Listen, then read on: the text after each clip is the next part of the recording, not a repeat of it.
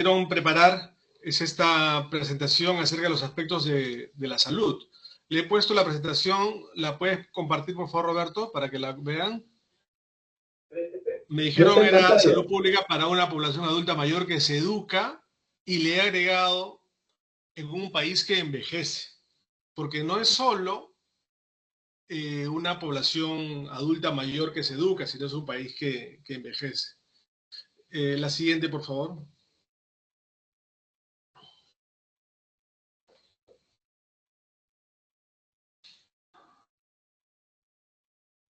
Voy a poner la siguiente. Este es el plan de la presentación. Quisiera destacar los grandes procesos sociodemográficos y sanitarios por los que viene pasando el país, siendo uno de ellos el envejecimiento y el cambio poblacional, que es no solo el aumento de la población, sino también el cambio en la estructura de edades. Y como decía la profesora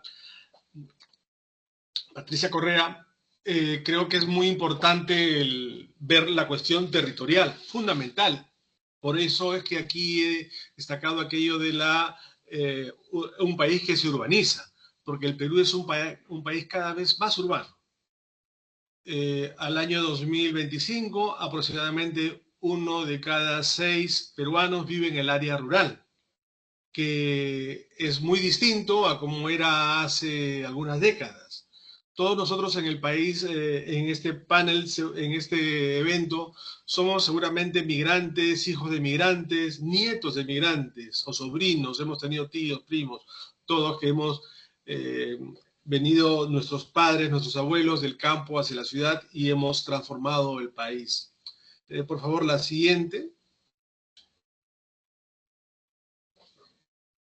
Quisiera mostrar primero un panorama de los hitos sociodemográficos más importantes por lo que ha pasado el Perú en el siglo XX y viene pasando en el siglo XXI. Primero, lo que ya les decía, una sostenida urbanización y litoralización de la población, que quiere decir que cada vez el país es más costeño. Y dentro de la costa, también pues las grandes ciudades de la costa, como además de Lima, Trujillo y Piura principalmente. Y dentro de otras ciudades que no son capitales, por ejemplo, Chimbote, ¿no? Pero tenemos también casos importantes de cambios demográficos, como son la menor fecundidad y una mayor incorporación de la mujer al mundo del trabajo remunerado. Desde mediados del siglo XX, el tiempo dedicado por una mujer adulta a estar embarazada o a la crianza ha caído de ser a mediados del siglo XX ser 3/4 partes de la vida de una mujer a mediados del siglo XX estaban dedicadas a ser madre o a cuidar, o a estar embarazada o a cuidar niños pequeños. En el año 2000 era 25% de su tiempo de vida adulta. ¿Por qué? Había caído la fecundidad, tenía menos hijos y a su vez tenía muchos más años de sobrevida. En el año 2023, que es el último dato que disponemos, es menos del 20%. Pero este menos del 20% se divide también por estratos, porque en los estratos más altos, la fecundidad observada es muy baja. La mayoría vean ustedes a los profesionales, sobre todo los que tienen mayor educación, por lo general suelen tener menor cantidad de hijos. Y pregunten ustedes, los que tienen más de 50, a sus hijos o a sus nietos, cuántos hijos tienen o piensan tener, van a notar que esa expectativa es cada vez menor. Pero asimismo, pasados los años reproductivos, las mujeres, sobre todo, que son las que más se dedican a tareas de cuidado, tienen a sus padres que tienen más de 70 años a los cuales tienen que cuidar. Es decir, dejan de cuidar a los hijos, crecen, se van de casa y inmediatamente tienen a su cuidado a los padres que tienen más de 70 años, ¿no? Asimismo, un dato importante y que tiene mucho que ver con la educación, que es que la cantidad de nacimientos en la historia del Perú fue más alta y empezó a descender desde 1988, 89, según la fuente, y empezó a descender. Por lo tanto, la menor cantidad de nacimientos que hay en el Perú genera una oportunidad para invertir en la calidad de la educación, porque cada vez hay menos niños que ingresan al sistema escolar por la caída de la fecundidad y porque eh, la, eh, este cambio en la estructura de edades, ¿no? Entonces, la menor fecundidad y la estabilización de la población de mujeres en edad reproductiva hace que la cantidad de nacimientos vaya disminuyendo. En educación también, ustedes son testigos de eso, ¿no? En los años 60, el logro promedio educativo era de 6 años para un hombre y 4 para la mujer. En los 80 era de 9 y 7 respectivamente. En los años actuales ya son iguales y en algunas carreras universitarias, sobre todo, se nota que las mujeres tienen una mayor preponderancia, lo cual era una novedad relativa hace 3 o 4 décadas nada más. Tenemos también un creciente envejecimiento, pero este envejecimiento no solo al que nos solemos referir como el envejecimiento demográfico, que es la población de 60 o más años que tiene un país. En el Perú actualmente, perdonen la bulla, es que aquí hay una obra que están realizando. Tenemos el envejecimiento demográfico, tenemos también el envejecimiento doméstico, que es la población, el número de hogares que tienen por lo menos algún grupo, alguna persona adulta mayor entre sus integrantes, y tenemos también el de la creciente supervivencia, es decir, el envejecimiento biológico, todos estando vivos, pues envejecemos día a día, ¿no? Y la gestión de este envejecimiento, de esta sobrevivencia, deviene el desafío de política pública y desafío social de mayor envergadura para lo largo del siglo XX. Si el siglo XIX, si el siglo XX fue el siglo de las migraciones y de la caída de la fecundidad, el siglo XXI es el siglo de la supervivencia. Se proyecta que cada vez más, superado el bache de la pandemia, sigamos viviendo cada vez más. Hemos tenido asimismo en los últimos tiempos, el último quinquenio nada más, 3 shocks demográficos. El de la mortalidad, sobre todo masculina, de personas de 60 y más años, derivado de la pandemia, una caída de la fecundidad y el aumento de la migración, sea de ida, porque más peruanos están yendo en estos años, y el de llegada. Asimismo, nuevas dinámicas en el uso y distribución de la población en el territorio. Como les decía, rápidamente el país se viene urbanizando, pero también van creciendo ciudades intermedias, ¿no? La siguiente, por favor.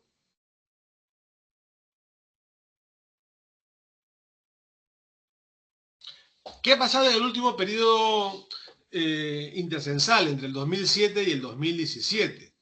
Primero, una caída de la velocidad de crecimiento de la población. Entre el censo del 93 y el censo del 2007 fue de 1.6 la tasa de crecimiento anual. Entre el censo del 2007 y 2017 la población creció a una tasa de 1% anual.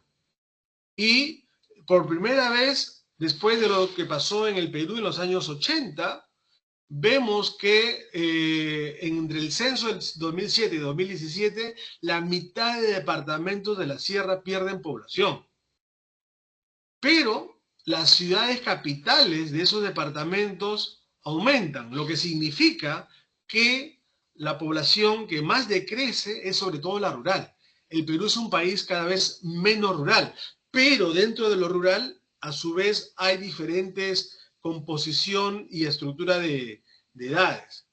Asimismo, notamos que en el censo del periodo 2007 al 2017, Huancavelica disminuyó su población en una tasa de 2.7% anual y regresó a un nivel en el año 2017 similar al que tenía en el año 1981. La razón, entre otras, por la migración desde el área rural hacia las ciudades, pero también por efecto del terremoto de Pisco y por efecto de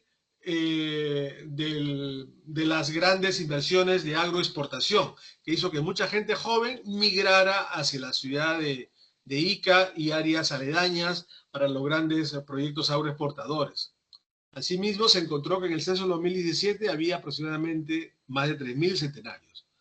Asimismo, la población de 70 y más años que vive sola. En el censo del 2017, aproximadamente el 20% de la población peruana vivía en el área rural y 60% vivía, perdón, y 80% vivía en el área urbana. Eso en el 2017. Pero si se trata solo de la población de 70 y más años que vivía sola, tenemos que 40%, es decir, no el 20% de la población general, sino el 40%, el doble, vivía en el área rural y 60% estaba en el área urbana. Tenemos también un problema de dispersión poblacional, de gran heterogeneidad en la distribución de la población. Tenemos distritos como los de Lima, gigantescos algunos de ellos, y también tenemos que 2 de cada 5 distritos del Perú tienen menos de 3.000 habitantes, 1 de cada 3 tiene menos de 2.000, 1 de cada 6 tiene menos de 1.000 habitantes. Asimismo, tenemos centros poblados por encima de 4.000 metros sobre el nivel del mar, donde vive 1.5% de la población. 1 de cada 5 centros poblados está más de 3.000 y así. Tenemos estos efectos de los fenómenos naturales, el terremoto y el niño costero, que hacen que se movilice la población y migre sobre todo hacia las ciudades, ¿no? La siguiente, por favor.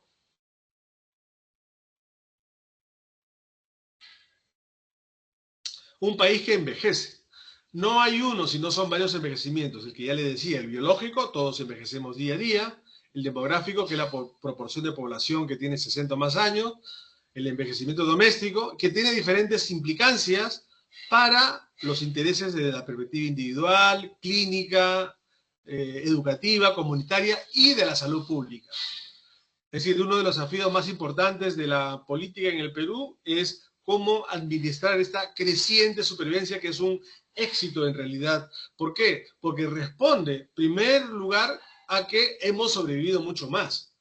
Cuando nacíamos algunos de nosotros, allá por los años 60, en esos años, 1 de cada 6 niños con los que nacíamos no cumplía el primer año de edad. Es decir, 1 de cada 6 se moría.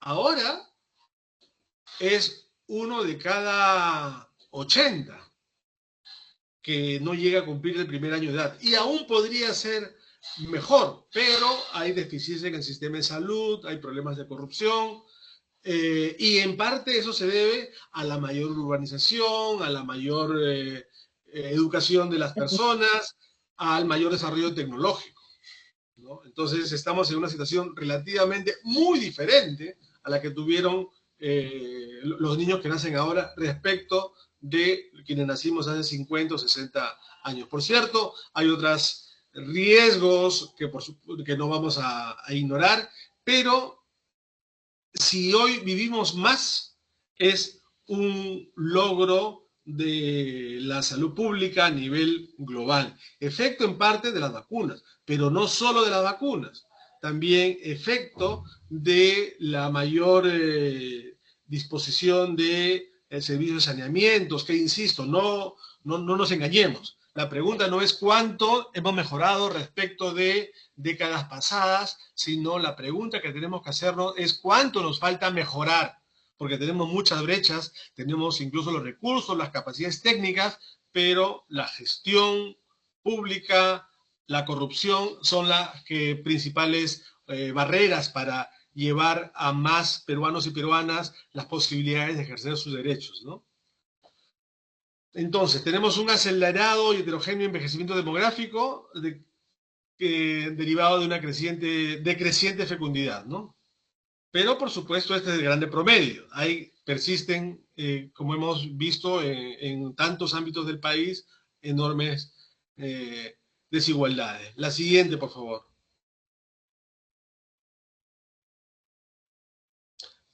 Perdón, aquí quería destacar, ¿no? Hay planes y políticas que han empezado a prestarle mayor atención al cambio poblacional, incluyendo el envejecimiento. La anterior, por favor, brevemente.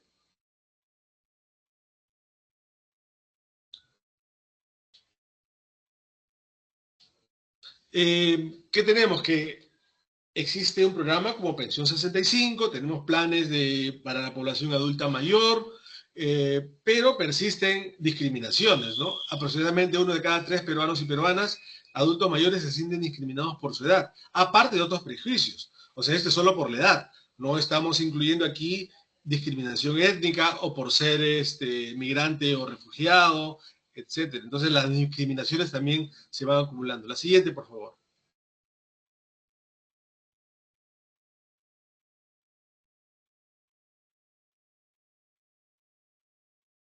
En esta imagen podemos ver en la imagen de la izquierda, en azul, la curva en azul, lo que les decía sobre los nacimientos. Fines de los 80 se alcanza el máximo de nacimientos y desde entonces empiezan a disminuir y se proyecta. Aquí he hecho la proyección, he puesto hasta el 2000, hasta el 2100 y pueden ver que en el largo plazo la proyección, por lo menos a la fecha, ¿no? Por supuesto, pueden revertir, pero con la mejor información disponible, lo más probable es que se verifique este escenario, lo cual a su vez genera nuevas oportunidades para invertir más y mejor en los primeros años de educación, porque son menos niños los que demandan esa atención. En verde vemos la curva de la fecundidad, que es entre 1950 y el 2100, estando hacia el centro, el pico, la primera línea punteada hacia la izquierda, de la izquierda, donde está el pico de las muertes en rojo, vemos la curva verde, que es la caída de la fecundidad, que es el número de hijos que tiene una mujer a final de sus años reproductivos en promedio. En los años 60, el promedio de entre 50 y 1960, el promedio era de 7 hijos por mujer. Hoy estamos por menos de 2 hijos por mujer. Y eso varía también por estrato, ¿no? En rojo tenemos los shocks de mortalidad que está muy afectado por la estructura de edades. Cuando un país es más envejecido, la población o las muertes tienen que concentrarse en ese tramo de edad. Y en la curva en rojo vemos dos picos. Hacia el primero de la izquierda es el de el terremoto de Huaraz, que en un solo día pues murieron cerca de 70 o 80 mil peruanos y peruanas, y al medio vemos el pico de la pandemia por el COVID, ¿no? Entonces, el número de muertes anuales, cómo va aumentando conforme pasa el tiempo, muy asociado a la estructura de edades. Hacia la derecha, vemos un contraste entre 1986 y el 2023 respecto de la fecundidad deseada. ¿Cuántos hijos eran los que esperaban tener o lo que hubieran querido tener idealmente las mujeres en el año 1986 versus 2023? Y vean ustedes cómo era en total en la primera superior. Era aproximadamente, hubieran querido tener 2.5 aproximadamente en 1986 y casi 40 años después quieren la mitad. Por supuesto, esto varía por estrato y podemos incluir ahí en otros detalles por quintiles, por departamentos, pero en todo el Perú la expectativa reproductiva cae, asociado en parte a la educación. Y con la pandemia esa situación se ha exacerbado, ¿no? La tendencia hacia la baja es aún mayor. La siguiente, por favor.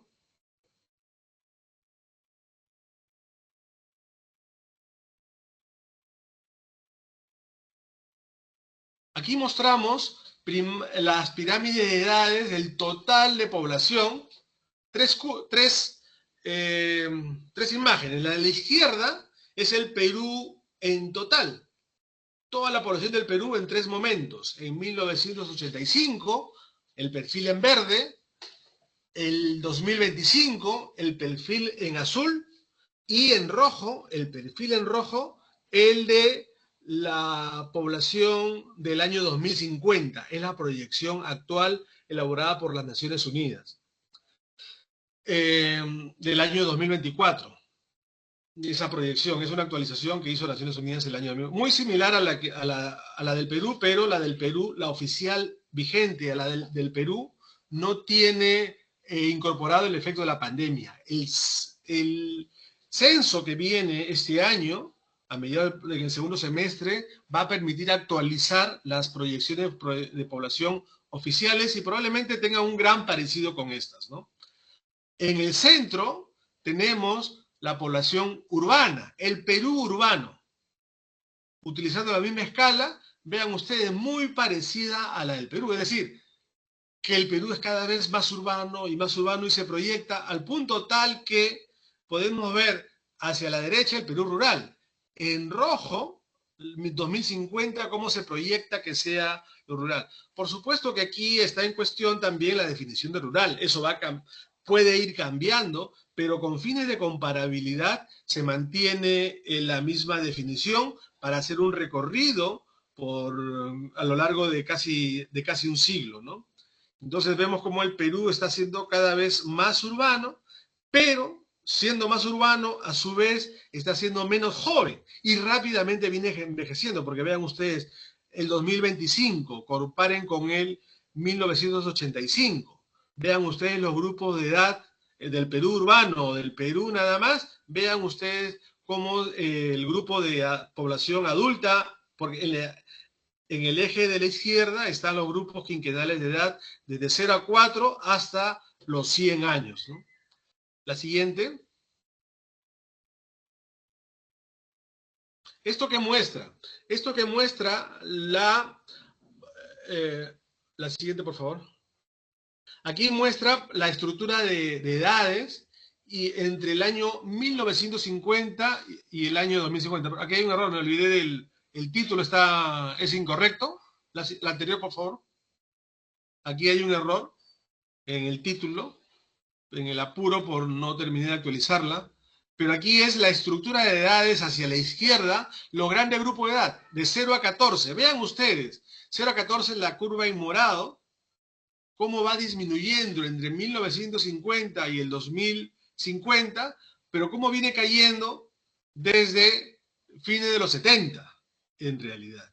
Y antes les había mostrado que los nacimientos habían disminuido, los nacimientos anuales a fines de los 80, pero el grupo de 0 a 14 ya venía disminuyendo desde los años 70. Y para la programación educativa, para la formación de docentes, para la formación de docentes con especialización, inclusive educación inicial o educación secundaria, estas proyecciones son fundamentales, ¿no? Vemos en verde, está la población en edad de trabajar, 15 a 59 años. Vean ustedes cómo hacia el 2030 empieza ya a insinuarse su descenso. Y en rojo vemos la población de 60 y más. El año 2000 empieza a dispararse. Lo que pasa es que la política pública en el Perú no toma muy en cuenta estos cambios poblacionales, que insisto, esto es a nivel de Perú. A nivel de departamento tiene una dinámica muy heterogénea también. Hay departamentos que, como les decía, pierden población, otros aumentan mucho más rápido. Esta es la imagen del Perú. Y la población de 80 años. Pero el Perú ha sido pensado todavía como si fuéramos un país joven. Y ciertamente somos un país joven, pero que rápidamente está dejando de serlo. Entonces, hablar de envejecimiento en el Perú significa en realidad no hablar solo de quienes hoy día tienen 60 y más años según la ley peruana, sino significa hablar de quienes irán siendo adultos y adultos mayores a lo largo del siglo. Envejecimiento es hablar también de quienes hoy día son jóvenes. Entonces, vemos, y a la derecha, ¿qué vemos? Vemos la imagen de la esperanza, dos tipos de esperanza de vida, para hombres y para mujeres. Vemos en las curvas superiores, vemos las esperanzas de vida para hombres y para mujeres, y debajo, las dos líneas que están debajo, vemos las esperanzas de vida con salud, que no es lo mismo. Una persona de 60 años, por ejemplo, puede tener una esperanza de vida de 25 años hoy día en el Perú, pero su esperanza de vida sana no es 25 años, puede ser, por decirles, 15 años.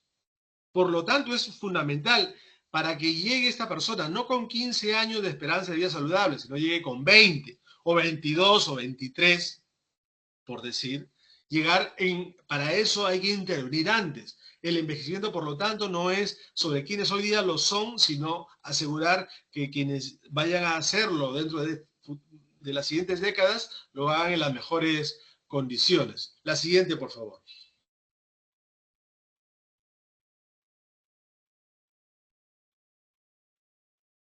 Bueno, y esta es una imagen que muestra la heterogeneidad, lo que nos hablaba la doctora Correa, de la heterogeneidad del territorio en el Perú. Vean ustedes, he marcado aquí en rojo, con una línea punteada en rojo, las áreas del Perú que están sobre todo al sur andino, en las cuales la población adulta mayor es predominante. Hay regiones del Perú, vean la que está inmediatamente debajo, en el grupo 6, la clase 6, en la que la población es predominantemente joven.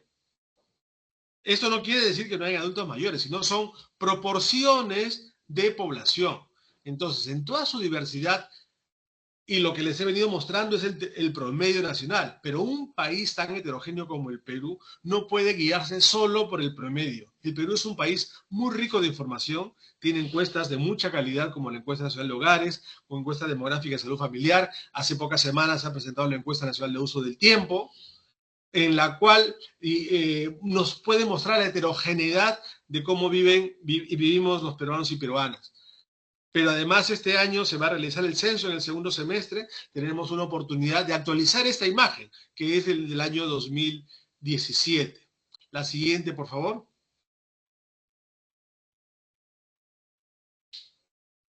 ¿Esto qué origina? Que haya una gran heterogeneidad también en la migración, ¿no? Por ejemplo, la migración interna. Entre el censo del 2017 y el censo de 1981, es decir, a lo largo de casi 4 décadas, disculpen el ruido, como les decía, están haciendo una obra acá en casa, voy a ver un segundo. Estimado Walter, no se preocupe porque no se escucha casi nada, se escucha excelente, su voz. Excelente, gracias.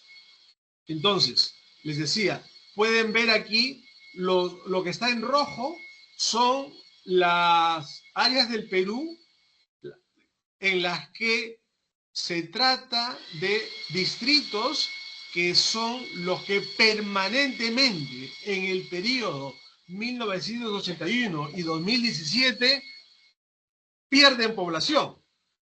Sobre todo son los expulsores de población, ¿ya? Permanentemente pierden población. ¿Ya? ¿Ya? Hay algunos que son... un ratito, por favor, quiero verificar algo. Perdón, en verde son los que son siempre emisores, perdónenme. Son siempre emisores, los que están en verde, es decir, expulsan a la población, pero sobre todo expulsan a la población más joven. Por lo tanto, la que se queda es la población adulta mayor. Y la población adulta mayor que por lo general tiene condiciones de educación, que no puede ir a las ciudades, o le resulta más difícil integrarse a la ciudad, porque no tiene educación, ¿no? La siguiente. Vemos aquí la población de 70 y más años que vive sola. Esta es la imagen del censo 2017. La imagen a nivel de distritos, vean ustedes a la izquierda, como el Perú, como la población que vive más sola es la población de 70 y más años. Significa, la población vivir sola significa no tener a nadie al lado en la vivienda o tener a una persona contemporánea de 70 y más años, es decir, una pareja de adultos mayores que tienen 70 y más años. Esta es la imagen que se está mostrando, ¿ya? A nivel y Puno es el departamento en el cual es mayor el nivel en números absolutos y en números relativos. Vean ustedes hacia el centro, el departamento de Puno, el número de distritos, ¿no? Adultos que viven solos en número. Y en la derecha, la imagen de la derecha, el mismo Puno, en valores relativos. Por lo tanto, hacer política pública, programas de intervención y educación necesariamente tiene una oportunidad de beneficiarse con resultados censales, ¿no? La siguiente, por favor. Insisto, esta imagen se va a actualizar dentro de algunos meses con los resultados del censo del 2017. Y aquí mostramos, en la última década, entre el 2013 y el 2023, cómo ha ido cambiando el perfil del analfabetismo de la población de 60 y más años según sexo.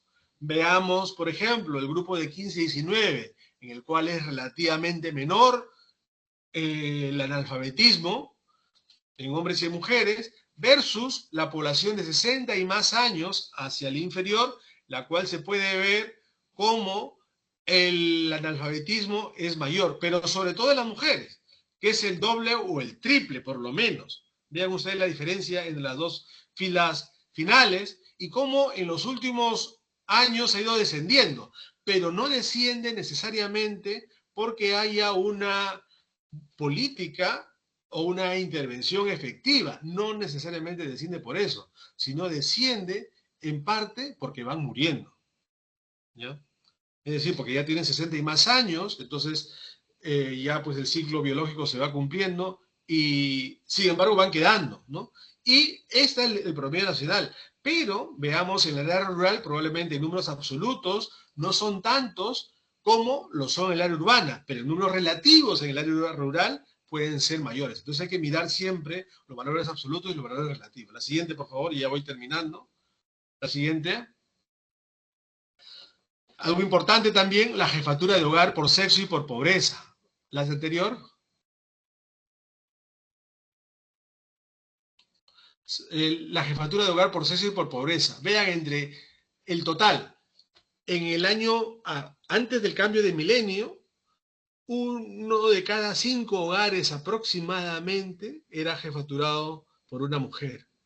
En el año 2019 era 1 de cada 3, era 3 de cada 100, de cada 10, 3 de cada 10.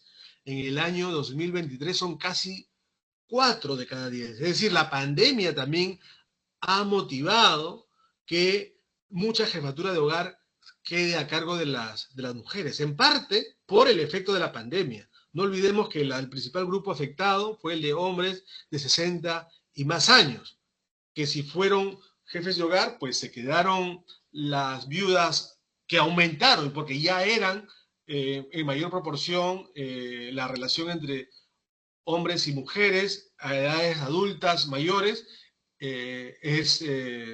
son aproximadamente 70, 80 adultos mayores, hombres por cada 100 mujeres, ¿no? Y eso se ha exacerbado con la pandemia. Y vemos que la diferencia también por estratos, ¿no? Por no pobre, pobre extremo, pobre. Vemos, por ejemplo, cómo las mujeres no pobres en el estrato de no pobres pasó de ser 18.5 aproximadamente en el 2017 a ser 38.7% a fines del año 2023. Y esto son múltiples variables, ¿no? Entre ellas la autonomía, la posibilidad de decidir libre y autónomamente sin que haya presiones económicas, entre otras variables, por supuesto. La siguiente, por favor. Aquí quisiera concentrarme para no perder más, quitarle más de su tiempo, porque, como les decía, tengo ya premura. La derecha, vean ustedes, entre 1991 y el año 2024, la proyección del año 2024, la jefatura de, perdón, la presencia de adultos mayores en los hogares del envejecimiento doméstico. Les decía que el envejecimiento doméstico se refiere a los hogares que tienen la proporción de hogares que tienen por lo menos una persona adulta mayor. Y vemos cómo la línea en rojo da cuenta de los adultos mayores que están en que están, que tienen adultos mayores que están en algún hogar, es el envejecimiento doméstico. En azul vemos los adultos mayores que viven en hogares unipersonales. Hemos pasado de ser, hace 25 años nada más, en el cambio de milenio, de ser un 10% a tener cerca del 20% de adultos mayores que viven solos en hogares unipersonales, ¿no? La siguiente, por favor.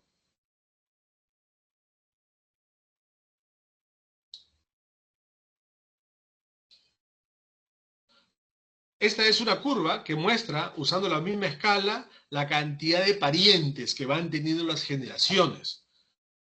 Para ser muy breve, vean ustedes hacia la izquierda, es el número de parientes que tiene al momento de nacer, o una niña que tiene entre 0 y 4 años, entre 1950 y 2050, la cantidad de parientes, es decir, la cantidad de padres, la cantidad de abuelos, la cantidad de hermanos, la cantidad de sobrinos, la cantidad de primos, comparado con una mujer de 65 a 69 años, en el mismo periodo de tiempo.